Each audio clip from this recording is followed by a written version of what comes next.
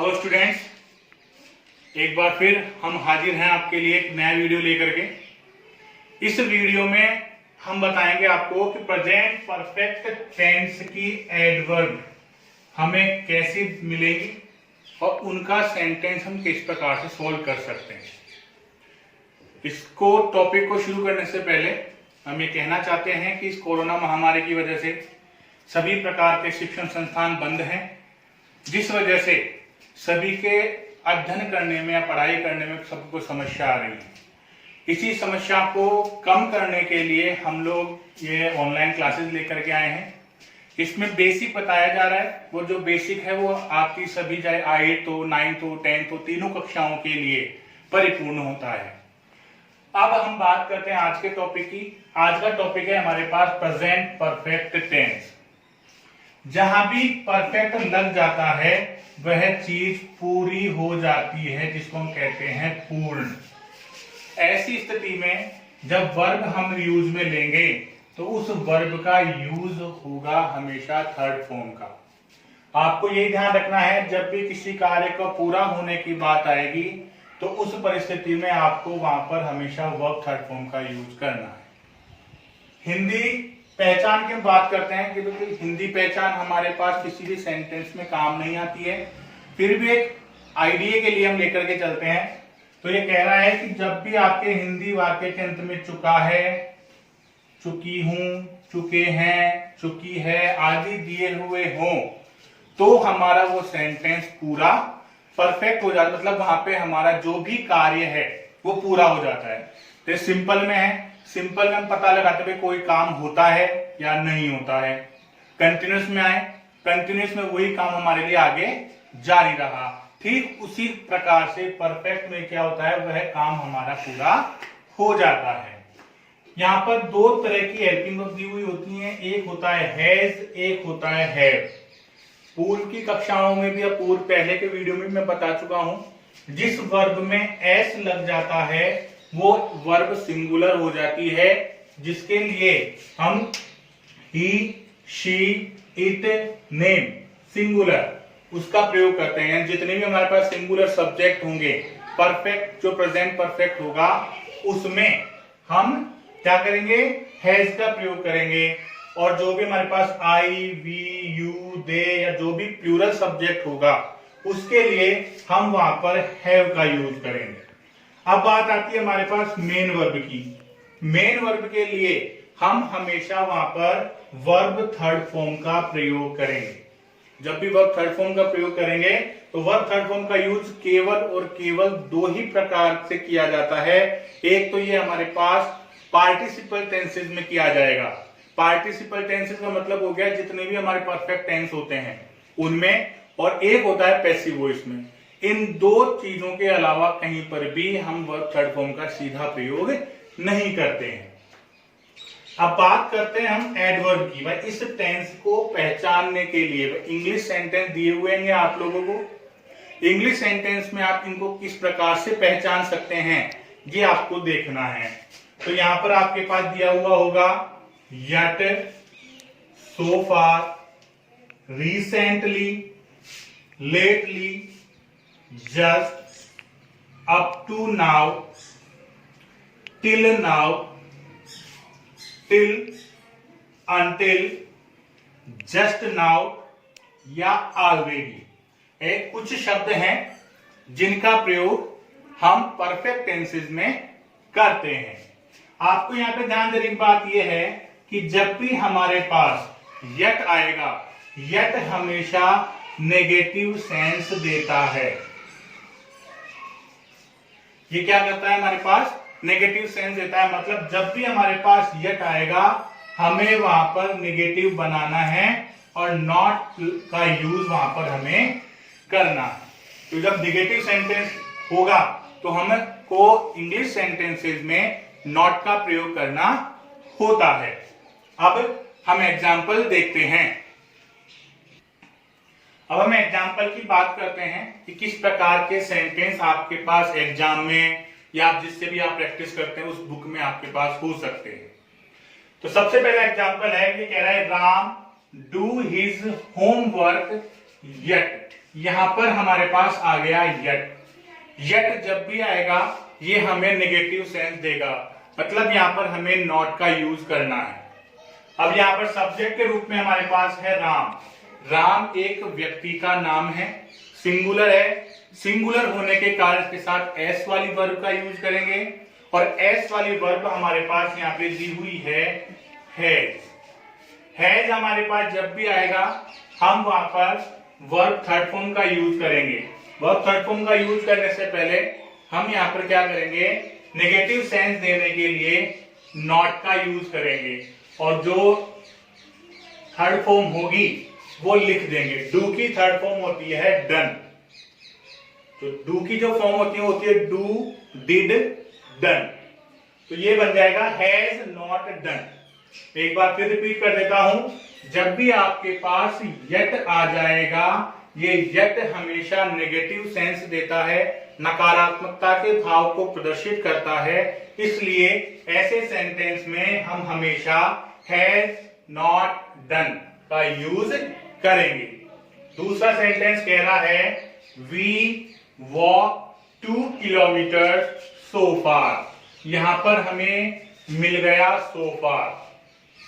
जब सो फार हमें मिल जाएगा उस परिस्थिति में जो सेंटेंस है वो हमारे पास प्रेजेंट परफेक्ट टेंस हो जाएगा। अब जब प्रेजेंट परफेक्ट की बात करेंगे तो हेल्पिंग वर्ब के रूप में हमें वहां पर हैज या हैव का यूज करना है। अब सब्जेक्ट देखेंगे, सब्जेक्ट यहाँ पे हमें दिया हुआ है वी। तो जब वी सब्जेक्ट दिया हुआ होता है तो हम वहां पर यूज करेंगे हैव का, क्योंकि आई तथा यू, वी, दे जो भी हमारे सामने होंगे उनके साथ बिना एस वाली वर्ब का हम यूज करेंगे। तो ऐसी स्थिति में बिना एस वाली वर्ब हो जाएगी हमारे पास हैव। हैव के बाद यहाँ पर कोई भी नेगेटिव सेंस हमें दिया हुआ नहीं है, इसलिए जो वर्ब फर्स्ट फॉर्म हमें वॉक दी हुई है इसकी थर्ड फॉर्म बना देंगे। तो बना दिया वी हैव वॉक्ड। अब आपको ये ध्यान रखना है कि जब भी कोई भी वर्ब के अंत में के आता है, जब भी कोई वर्ब है, ऐसी वर्ब है जैसे वॉक, टॉक, आस्क, तो वहां पर हम क्या करते हैं, थर्ड फॉर्म बनाने के लिए के बाद में ईडी जोड़ देते हैं और वो उसकी सेकंड फॉर्म थर्ड फॉर्म बन जाती है। तो ये बन गया we have walked 2 kilometre so far. तीसरा सेंटेंस कह रहा है आई रिसेंटली रीच हियर। अब आपके पास जो भी एडवर्ब वाले शब्द हैं या वर्ड हैं, ये वर्ड हमें या तो वाक्य के अंत में या फिर उसके बीच में मिल सकते हैं। यहां पर जो रिसेंटली है, यह रिसेंटली हमें दोनों ब्लैंक के बीच में मिल गया। अब 2 ब्लैंक आने का मतलब ये हो गया, एक ब्लैंक में हेल्पिंग वर्ब आएगी और एक ब्लैंक में मेन वर्ब आएगी। अब आप देखिए यहाँ पर सब्जेक्ट के रूप में आ गया अपने पास आई। आई वी की फैमिली का ही है, तो ऐसी स्थिति में हेल्पिंग वर्ब के रूप में हम यहाँ पर लिख देंगे हैव, और जो ब्रैकेट में वर्ब हमें दी हुई है रीच, क्योंकि ब्रैकेट में जो भी वर्ब होगी वो हमेशा आपके पास वर्ब फर्स्ट फॉर्म के रूप में होगी, उसका हमें थर्ड फॉर्म तैयार करना है। तो जब थर्ड फॉर्म तैयार करेंगे तो आपको ये ध्यान रखना है कि जब भी CH आता है उस CH में अधिकतर हम क्या करते हैं, ईडी जोड़कर ही सेकंड फॉर्म थर्ड फॉर्म बना देते हैं। इन सब सेंटेंसेस के, इन शब्दों के अपन जो भी देखते हैं, जो अपवाद हैं वो टीच, कैच, ये अपवाद हैं। ये यदि वर्ब दी हुई है तो इनकी सेकंड फॉर्म थर्ड फॉर्म अलग बनती है, बाकी अधिकतर में हम क्या करते हैं, ईडी जोड़ देते हैं। चौथा सेंटेंस क्या है, चौथा सेंटेंस हमारे पास में है कि she go from here just now. यहां पर आप देखिए आपके पास आ गया जस्ट नाउ। जस्ट नाउ जब भी आएगा सेंटेंस हमारा प्रेजेंट परफेक्ट का तैयार हो जाएगा। अब यहाँ पर सब्जेक्ट रूप में हमारे पास आ गया शी। शी सिंगुलर है तो यहाँ पे हम काम में लेंगे हैज का। अब यहाँ पे गो है, गो की थर्ड फॉर्म बनाएंगे। अब थर्ड फॉर्म बनाएंगे तो गो की थर्ड फॉर्म होती है गॉन, गो, वेंट, गॉन, ये तीनों फॉर्म होती हैं। तो जस्ट नाउ के आधार पर हम यहाँ पर has, have plus verb third form का यूज कर देते हैं। पांचवा सेंटेंस कह रहा है ही ऑलरेडी राइट वन प्ले। यहां पर जो राइट है ये आपकी वर्ब है। अब ही के साथ क्या करेंगे अपन, हैज लगा देंगे।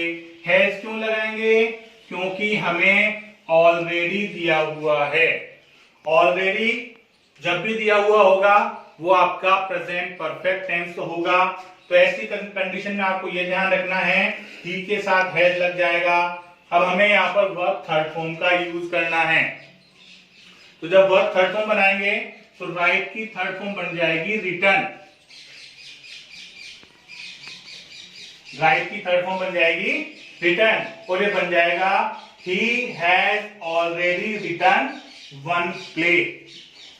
छठा सेंटेंस कह रहा है दे राइट 20 प्ले सो फार। यहां पर आपके पास सो फार आ गया, सो फार आ गया, सब्जेक्ट आपके पास है दे। दे जब सब्जेक्ट होगा आपको वहां पर यूज में लेना है हैव का। वर्ब आपको दी हुई है राइट, राइट का जो आपको थर्ड फॉर्म है वो यहां पर लिखना है और राइट की थर्ड फॉर्म होती है रिटर्न। ये होता है राइट, रोट, रिटर्न। और रिटर्न की थर्ड फॉर्म होती है जब भी आपके पास हैज, हैव दिए हुए होंगे आपको वहां पर हमेशा वर्ब थर्ड फॉर्म का ही यूज करना है। सातवां सेंटेंस है Mohan watch a match up to now. यहां पर आपको दे दिया up to now. Up to now जब भी आपके पास में आएगा वहां पर आपको क्या करना है, हैज, हैव का यूज करना है। और हैज, हैव के साथ में हमेशा वर्ब थर्ड फॉर्म का यूज होगा। यहाँ पर सब्जेक्ट के रूप में आपके पास आ गया मोहन जो एक व्यक्ति का नाम है। तो ऐसी स्थिति में हम वहां पर हैज का प्रयोग कर देंगे और हैज के साथ वर्ब थर्ड फॉर्म लगाएंगे। तो वो वर्ब थर्ड फॉर्म में सीएच के कारण ईडी जोड़ देंगे तो वॉच्ड हो जाएगा। तो ये बन जाएगा Mohan has watched a match up to now. तो आपको यही ध्यान रखना है कि जब भी आपके पास so far, recently, lately, yet, just, up to now ये दिए हुए होंगे तब आपको हैज, हैव का यूज करना है। और हैज, हैव के साथ हमेशा वर्ब थर्ड फॉर्म का यूज किया जाता है। ये आपके लिए 8, 9, 10 तीनों क्लासेस में कॉमन रहता है और काम आने वाली चीज है। ये आपके 10th की एग्जाम में सब्जेक्ट जो भी आपका 9th में सब्जेक्ट वर्ब एग्रीमेंट है, 10th में टेंस है। 9th और 10th दोनों में ही ये आपके लिए 4 नंबर का टॉपिक होता है जिसका तीसरा पार्ट आज हमने खत्म कर लिया है। आपको नेक्स्ट प्रैक्टिस करती रहनी है और जो भी आपको क्वेरी है वो आप कमेंट बॉक्स में डालते रहिए, आपको उस क्वेरी का जवाब तुरंत मिल जाया करेगा। धन्यवाद।